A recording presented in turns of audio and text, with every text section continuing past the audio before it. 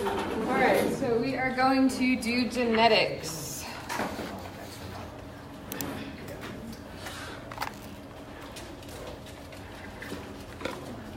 I got it out of order before. We'll get it back in order now. All right, so we talked in the intelligence chapter about how important genes were, as well as the environment. So we're going to delve more into the details of that. Has anybody studied genetics before? Mm-hmm. Yeah, a little bit. Some of you? Okay. So when we're looking at genetics, obviously evolution becomes a big part of the conversation. So we'll talk a little bit about Darwin, natural selection, all those good things, which I'm sure we all have heard a million times. But genetic endowment is the term for what genes we got. What did we inherit from our parents? And particularly what as a species do we share? So cats have a certain look to them, have a certain behavior. Humans have a higher amount of intelligence than other creatures. And so that is the bulk of the genetic material that we share. Now, individually, there's a lot of variation, obviously. But as a species, I can hear this bee honking out there. They're so funny. But as a species, we share a lot. The majority of our genetics, probably 99.99% of human genetics, we're all sharing the same exact thing. Now, this genetic endowment is what is going to determine how fast we grow, the growth spurts, the brain spurts, all of those things that make us who we are, as well as how we age. You know, Galapagos turtle can live 250 years. Humans, 120 max is what scientists believe the limit is. Okay, so that is all written in our DNA. So with Charles Darwin, you know, he talked about natural selection. So basically all he said was certain genetic traits allow us to survive better than others.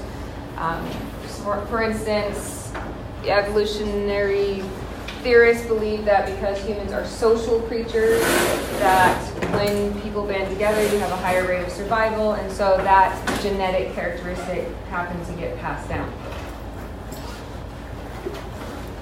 And so there wasn't really any control of it, such as if you were intelligent design theorists, which would include creationists. Although intelligent design actually does have a lot of support.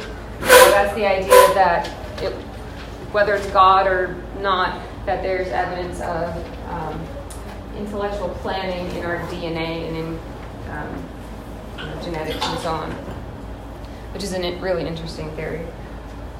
And by the way, evolutionary theory is still a theory, otherwise we would call it evolutionary law. Okay, so just remember, anytime something is a theory, that means that there is some amount of research supporting it, but it is not 100% proven, no matter how your high school teacher taught it. Okay, so I think that's important as thinking critical scientists, which we all are in college, hopefully, or at least that's what you should be, that we always recognize, just like any research, we always take it with a grain of salt. This could be disproven at some point. Is there research supporting it? Yes. Is it true? Possibly. Okay, so we always have to remember that no matter how passionate people are about the idea of evolution, that it is not a 100% proven idea. As a matter of fact, my experience in the science world is that intelligent design is gaining a lot of momentum. So, okay, so natural selection, we have certain traits, they help us to survive, and so therefore our babies will survive, and then they'll survive long enough to have more babies, which is sort of interesting because there are some diseases and some genetic issues that start after reproductive maturity. And so those genetic issues continue to get passed down, even if it kills the animal or the human being at some point, because you've already passed the age at which your species is most likely to have children, you now pass that down, like Huntington's, for instance. Huntington's disease usually is triggered around middle age, and so you've already had kids by then. Now your kids have the genetics for Huntington's disease, which is a terrible disease to have. It's your neurological system begins to slowly degenerate and you lose control of your body, and just basically it does whatever it wants. By the way, a big part of this chapter is going to be talking about how stressful events, not that that word is that stressful, but stressful events trigger... Your iMessage. Good morning, yet. Good morning. That's okay. Sorry. Good morning, Siri. Stressful events trigger certain genes to either turn on or turn off. That is a big part of understanding genetics. So your environment, remember we talked about epigenetics, so your environment is going to determine a lot of the gene expression. It could shut down bad genes like cancer. If you're eating well, you have a good lifestyle. You're stressed out maniac that eats at McDonald's every day, those cancer genes are going to turn on. And if you have cancer genes, not everybody does have, we all have cancer genes, but we may not have like terrible and very strong cancer genes. So, but if you do, and those turn on, for instance, my cousins, luckily for me, not for them, their cancer genes come from outside the family. So the genes married into my family, basically. They have the genes for brain cancer, and every single female in their family has died of brain cancer. Every single one. And their mom just recently finally passed away from brain cancer. All of her sisters, her mom, her grandmother, all of her aunts, every single female. So they have to go. What ages are they getting this? Usually in the 20s. Yeah, although there have been some teenagers that passed away from it too. No, I'm talking in your family. It's in the 20s. It's in the 20s on average. But within the family, there have been even younger, but it's generally the 20s. Now, they're all in their 20s now, and they haven't come down with it so far. But they have to go in every single year and be tested to see if they have brain cancer. Because chances are, they can pretty much guarantee that's what they're going to die from, if there's not some accident first. Yeah. So those genes are very strong. Now, why is it that they haven't gotten brain cancer yet? Maybe because they're very aware of it, and so they try to actively live a healthier lifestyle. They try to keep their stress low, and so they may be lucky enough to prevent those cancer genetics from being expressed. And I hope so, because they're actually some of the cousins I like. So hopefully they'll do good with that. Messages. Gosh, I'm sorry. That's okay. In school. That's all right. All right, so Charles Darwin, right, this is just a review. Everybody knows this if you grew up in the California school system. Came up with this theory in the late 1800s. He was a naturalist. He studied different animal species, which must have been really exciting back then because hardly any species had been identified and named. Although we're still coming up with species all the time. Do you know we discover a new dinosaur species every week? Isn't that crazy? Yeah, I'm a nerd, so I just downloaded an Audible book about dinosaurs. Yeah, it was amazing. Every single week, I had no idea. I thought we discovered pretty much all of the dinosaurs that were out there. But on average, we find a new species every week. So that just tells you the diversity of this earth, right? I'm going to wonder what's in the ocean, too. Yeah. It's so far down that we'll never know and see. Yeah, it's a really crazy idea. So anyhow, he was studying all of these different animals, and he noticed how so many animals had a lot of similarities, and so he came up with this theory that perhaps they all started at this similar stage, and over millions, billions of years, they've progressed to different animals as they adapted to their environment. The characteristics that helped them to function continued. The characteristics that ended up making you die fell off. So this theory, as we know, has really taken hold. It not only influenced biology, but psychology. So they'll talk about social Darwinism or social evolution, that there are certain social traits that continue to survive. It's different than his physical theory of evolution, but there's probably even more research supporting the idea of social evolution than actual evolution, because we do have, there's certain traits within cultures that help you to function better, that are more likely to get you married. For instance, if you are an alpha male with lots of muscle, 5 o'clock shadow, and you are ambitious and you've got a great job, are you going to have babies if you want babies? No. Yeah. Okay. If you're a sexy supermodel, Well, can you get knocked up if you want to get knocked up? Heck yeah. I mean, those are the characteristics that maybe we don't like to admit that we care that much about looks, but we do, right? So if you have the right looks, if you have the right attitude, so that dominance, the alpha male sort of thing, the individualistic attitudes that are cherished in America, but that is not going to get you a spouse in China, okay? Especially as a female. If you are a domineering female, like you need to be submissive, retiring. You need to be more considerate about the needs of others and the needs of yourself. And I have friends from those countries, and those characteristics can be irritating to an American. It's like, freaking take care of yourself for once. Who cares what your parents think? I don't know if anybody has friends that are actually first generation from that country, but it can drive you insane. I remember I went shopping with a friend once her parents were from Japan. She was American, but her parents were Japanese. And we tried to take her clothes shopping, and she said, oh no, my mom won't like this. You are 26 years old. Does it matter if your mom approves of, it was how tight her jeans were. And she wore jeans like they were sweatpants. It was terrible. And she was a pretty girl, but she just made herself like bad. And so we were trying to help her, like, it doesn't matter, my parents won't approve. How old are you going to be before you stand up to your parents? But see, that is an American attitude, right? So if you have the social characteristics that are valued in your society, then you're more likely to pass on your genetics. Now, interestingly enough, right, we know that a lot of those personality characteristics are also genetic. So we say this is an environmental evolution, but it could be a physiological evolution too. And there's cultural varieties. Like certain cultures have types of personalities. Now there's a lot of exceptions and variation, but we do know that it's sort of like you're borderline going into stereotyping. But there is some truth to it that certain cultures have a type of personality. So in China, they are more shy and less individualistic. Could that also be a genetic thing? Probably. Most things about humans are genetic, at least to some degree. It's probably a lot of it's environmental, but some of it would be genetic as well. And those like alpha genes that Americans value may end up being bred out of those collectivist societies. So you get less and less of it. And then it becomes a self-perpetuating culture, which is interesting. Vikings, right? Very aggressive type of people. Aggression's genetic. So now you have a personality characteristic being bred into a culture, which is sort of interesting too. Now, does that mean that they're guaranteed to be that way? No.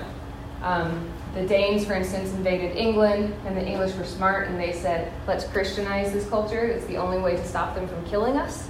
And they were right. They succeeded. And the Danes became Christian and settled down and stopped killing everybody. So environment can still have a serious impact. All right. So I think we covered that pretty good. Now, one interesting study for evolution is Kettlewell's moths. Have you guys heard of that? Mm-hmm. So there's these moths. They were sort of like a whitish gray color. And in London, I think they were studied in London, they noticed that these moths started to develop gray wings. And so they said that that was an adaptation to the fact that London historically has been a very, very dirty place. They had all these factories and a lot of soot and everything. And so this, Kettlewell's moths, is one of the biggest bits of research supporting the idea of evolution. The interesting thing is that there's also accusations that this study was a forgery. So that's one of the reasons why I want to say that I told you take evolution like everything else with a grain of salt, because it's a theory. So there's things that there's been multiple times when evolutionary discoveries have been found to be forgeries. So you just have to keep an open mind about science, because there are unethical people out there, especially if there's funding involved. Scientists will often do anything if it gets them their grant funding. However, saying that, we do know that there is genetic variability within a species. So has anybody bred animals? We all know about like pet dog breeding, for instance. And you can breed for certain personality as well as physical characteristics. On my farm, if there's any animal that is aggressive, it goes in the soup pot. Okay, it's in my freezer. Because aggressiveness is genetic, and I don't want to pass on those genetics to the next species. Now, of course, there are some species that were bred to be genetic, for instance, fighting roosters, or there's actually a breed of fighting goose in Russia. The Russians were bored, I guess, and they're like, we've got geese, let's make them fight. And so they're this super hyper-aggressive geese. You think the geese around the lake here are aggressive? Try to look at this Russian goose. You're guaranteed that you're going to get bit. Whereas I don't want to deal with animals like that. So when I choose a breed of livestock to raise, I look at what their personality trait is supposed to be. And if they're known for being friendly, then I'll breed that animal. But if they don't meet that breed characteristic, then I eliminate them because I don't want them to pass on those bad genetics. Well, what do you say about these pit bulls? What do you think about? I mean, pit bulls are, people say, oh, they're so nice. And then you hear, no, inherently they are, it's inherent in them to be aggressive. Well, they're a working dog. So all working dogs have a level of aggressiveness to them because, for instance, my mom raises bloodhounds and she trains them for police work. They do search and rescue, they find bad guys, missing kids, all that sort of thing. There's actually a couple people on death row in California because of her bloodhounds. Because of what they did, but the bloodhounds caught them. And so she looks for the most aggressive. If she's going to buy a puppy or keep a puppy from a litter, she tries to find the most aggressive dog. So the dog that will try to bite you the most. For instance, we have a puppy right now that she decided, okay, I'm going to get this puppy because, lucky me, she kept biting every time she could get my leg. She's doing a little thing. She's biting in hard. Like, I'm going, ah, my mom goes, yeah, that's the puppy. Great, thank you. And the reason is because that dog is going to stay on the trail and they're going to be motivated and they have the drive to succeed. So any working dog is more aggressive than a pet type of dog. And of course that aggression has been bred into them because every owner of a working dog that uses them for work knows that aggression is important. Pit bulls have been very, bred strongly to be aggressive because of the nature of their working. The hunting dogs, they're expected to be, to take on some major sized animals. So that's a really high level of aggression. Now, does that mean that just because you have aggression and drive and motivation that you can't ever be nice? No. They're not monsters. They're just animals with the ability to have a very strong motivation to work hard. Unfortunately, sometimes that means that aggressiveness can be turned on to somebody. Additionally, there's another issue with pit bulls where sometimes their skull does not grow as much as their brain is growing, and the compression of their brain triggers, if it was a human, you could say a psychotic episode. Kind of like the football players get. Right. Yeah. So their brain's being compressed. And this is just dogs with bad genetics. So sometimes you'll have pit bulls where that would never happen. And then other times you have a pit bull that's perfectly nice and all of a sudden it eats its owner. And that's because of the physical issues. Yeah. What's the most interesting about pit bulls is that they're one of the most loyal dogs. So if you have an owner who wants them to, you want to have an owner who wants them to be aggressive, then they're going to be aggressive. But they'll also listen to the owner more than ever. Yeah. Yeah, so that's the advantage of a working dog is that they are genetically designed in order to have a relationship with the owner they're working with. But those same benefits in a pet situation can also become a detrimental issue. German Shepherds, that's why they're so aggressive. Rottweilers are aggressive because they're all working dogs. Poodles are also working dogs, which by the way they can be very aggressive, especially the standard breed ones. Yeah. So sweet. They are, but border collies also collies are also working dogs, and so you're more likely to get bit by a dog like that. Now, collies have been bred more for personality, or I don't know if they've been bred for personality as much as they have. Mine have a personality. Yeah, they're a much friendlier dog because of the nature of their work. So collies were not designed to attack anything. Bloodhounds were designed to attack something. Shepherds were not designed to attack, but they were designed to nip at animals because they're supposed to be shepherding these sheep, and sheep are idiots, and sometimes they need somebody to spank their butt to get them moving. And the same with healers. If you have a healer or a German shepherd, somebody's going to get bit because that's what they were designed to do. They were designed to bite. German shepherds usually don't kill people, though. They just bite people because, again, that's what their genetics are. Whereas pit bulls were designed to kill. Bloodhounds were designed to kill. Bloodhounds were used for hunting boar, and they were also used in warfare to hunt people, which we also did with slaves in the South. Keep the bloodhounds hungry, slave escapes, let them loose. It's a good deterrent for the rest of the slaves to not escape, which is a terrible thing. But so bloodhounds, I don't know, insurance companies just don't know about them, so they're not on like the we won't insure you list. But they should be. I would never have bloodhounds around a little kid. But they are the nicest, goofiest, sweetest animal. But we always say every bloodhound there's a come to Jesus moment. And I don't know why I always seem to have that come to Jesus moment with them. But there will be a time when this nice, sweet dog that's never done anything wrong all of a sudden gets mad at you, and they weigh 175 pounds, and they have you cornered in a room, and they're growling at you. Trust me, if you're a bloodhound owner, every bloodhound owner knows that dog is a very aggressive dog. As sweet and cute as they are, they have aggressive genetics. So, yeah. So just because somebody has aggressive genetics, even a human, doesn't mean that they aren't nice. Sometimes, yeah. Or even most of the time. Bloodhounds are nice 99% of the time. And then that other 1% of the time, you're like, that is a scary animal. There's a rule in the bloodhound world that if a bloodhound bites you, it's put down. One bite. And beyond puppyhood, I mean, if a puppy bites you, it's a different thing. But if an adult, after 1 year of age, if it bites you, then you put it down. It's just the unspoken rule. Because you can't trust it again after that. There was one time when associate of my mom's had a bloodhound that bit him. He was going to put it down, and there was this big old Texas Ranger, literally a Texas Ranger, like the sheriff guy out from Texas. And he's like, I'll take that dog, it's no big deal. So he adopts this dog, it's fine for about a year. And then all of a sudden one morning, he goes out to feed, and his wife hears him screaming from outside. And of course this is Texas, so she has a shotgun or a rifle, whatever. And she runs out, and the bloodhound has him down on the ground, is ripping out his intestines. Oh my gosh. And she shoots the dog and kills him. Luckily he lived, but he had to have like a foot of his intestines removed or something like that. Yes. That's So, horrifying. Sounds like very, very painful. Yeah, a horrible thing to experience. But that's like pit bulls, not nice most of the time, but there's a potential. And that's really what genetics is all about, is saying that there's a potential for this. If you have intelligence genetics, it's simply saying you have the potential to be intelligent. Aggressive genetics, you have the potential, and the environment is going to determine it. So if you are a passive person and you're not good at disciplining, don't get a bloodhound because you're going to raise a monster. I know because we rescue aggressive bloodhounds and try to rehabilitate them, which is not always successful. We've had dogs that are so bad that we don't go out with them without a gun because, the chances of being attacked are tremendous. So. Oh, something I remember.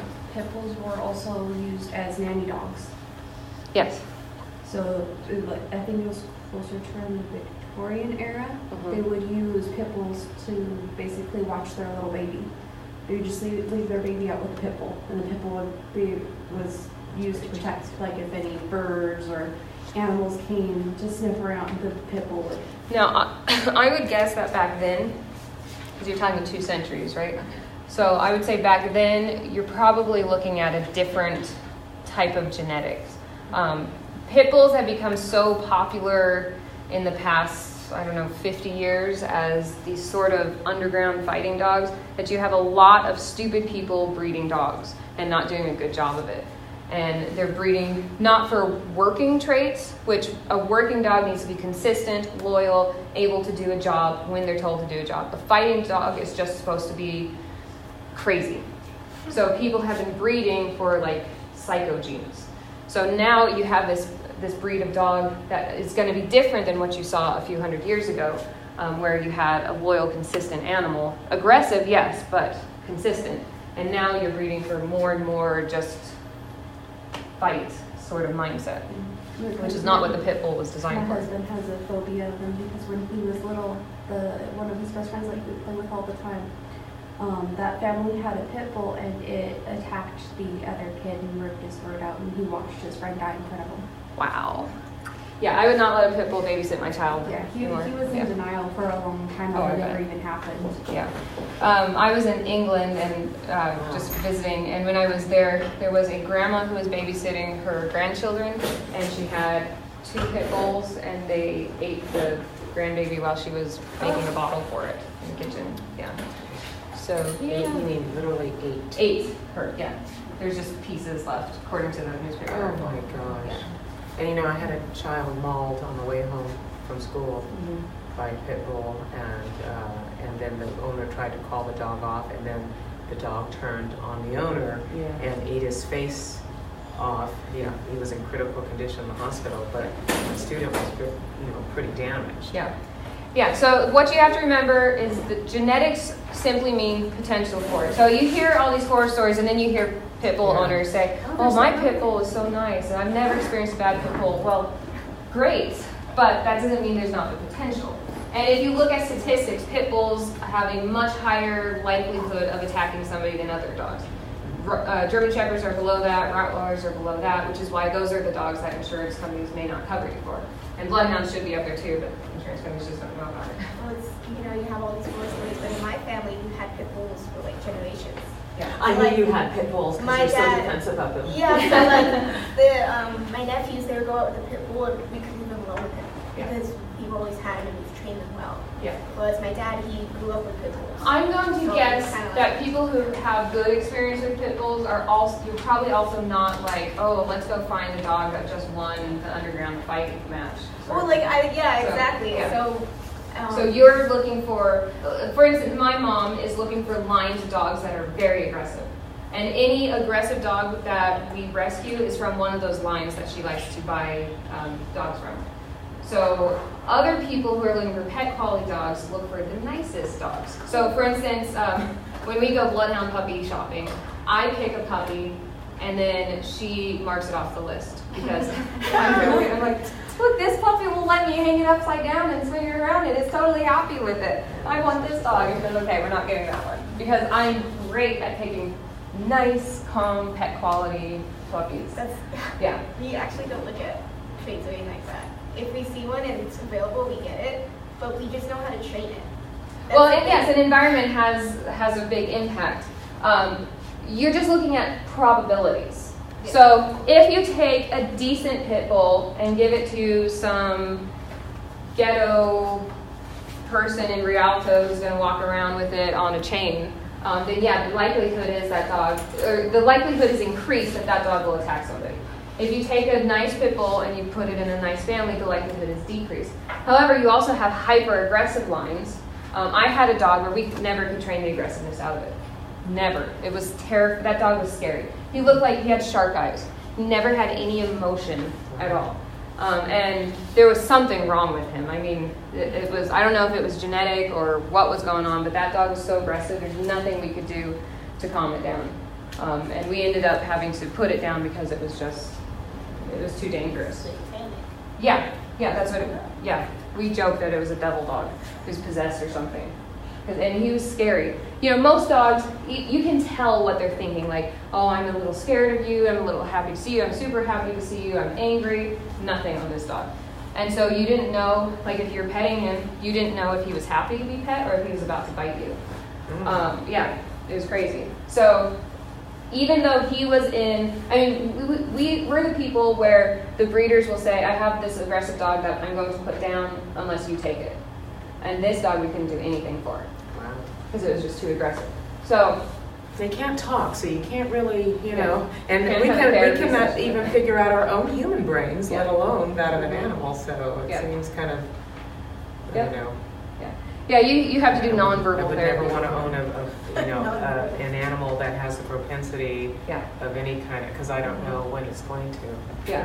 And now we have kids living at our place, at our ranch, so we have told all the breeders we're not taking any dogs right now because we do believe the potential is so high that, yeah. And the kids are not allowed to go out with the bloodhounds unless it's supervised. But yeah, except the puppy. Because she bites somebody's ankle, it's not a big deal. All right, so evolution is,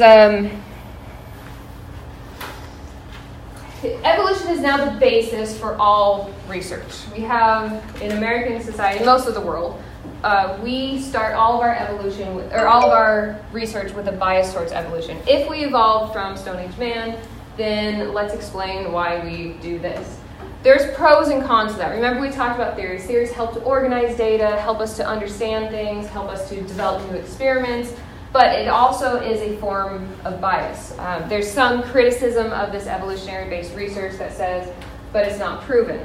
So when you do research with a bias, oftentimes you manipulate things in order to get the result that you want.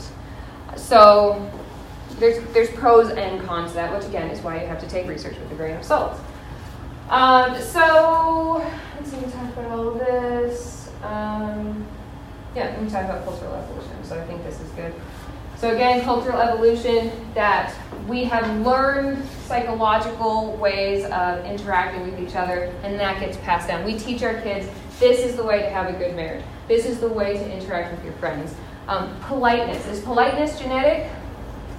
There may be some element of genetics in that, but it's mostly something that you teach people and you pass that down. Because we know that if you are polite, that you function better. Politeness is the grease that helps the cogs of society to turn. Right? You've heard that quote? So we share these things and our culture evolves. And again, there's that feedback with possibly with genetics, where that cultural identity becomes genetic.